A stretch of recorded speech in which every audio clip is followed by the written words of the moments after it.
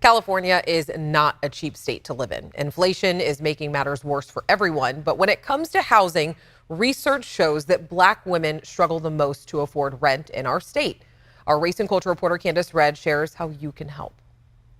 It has been a very difficult road. As a single Black mother, Michael Stafford says she's always striving to make ends meet. There's very little quality of life if you're trying to maintain a household of children and do it all on your own. Stafford says she, along with her 3 children, moved from Oakland to Elk Grove for a lower cost of living. Financially, it's really the only option. Now Stafford says she's renting a house with her sister and her children for $2,700 a month. Together, 7 people live in the home. You know, just being a single mom, it's really hard to live alone, to afford even the basic essentials. Although Stafford works a full-time remote job, she says she's still forced to decide between paying household bills or putting food on the table. I've been to food banks. I've stood in those lines before. And despite relocating, Stafford says rent remains the biggest expense. The cost to house, just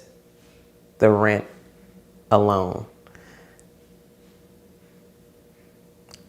I could not manage on my own. In California, Black women are disproportionately burdened by the high cost of living.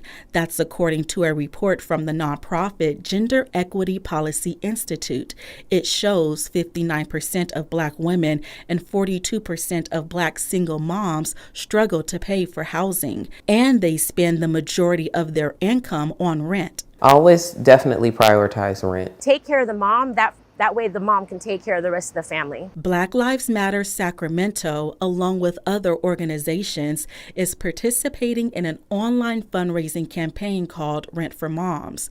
The nonprofit Done for Didi started the campaign in Boston to encourage others to give. It's a foundational resolution to the issues that are happening, and there's so many disparities, for Black women. There's wage gaps, there's discrimination with housing and discrimination against getting jobs. It's just a lot of things that impact Black women, and so we want to make sure that they're taken care of. The goal is to raise $100,000 to help Black single mothers across the U.S.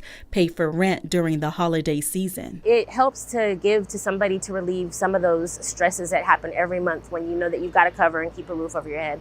I think it's a phenomenal opportunity for all levels of single moms, and especially Black women. A lot of moms, parents in general, but are stressing about being able to provide for their children during this time, also celebrate the season. The Rent for Moms campaign has raised at least $43,000 so far to help Black moms pay their rent over the holiday season. And you can also visit abc10.com/tothepoint to find out how you can also help.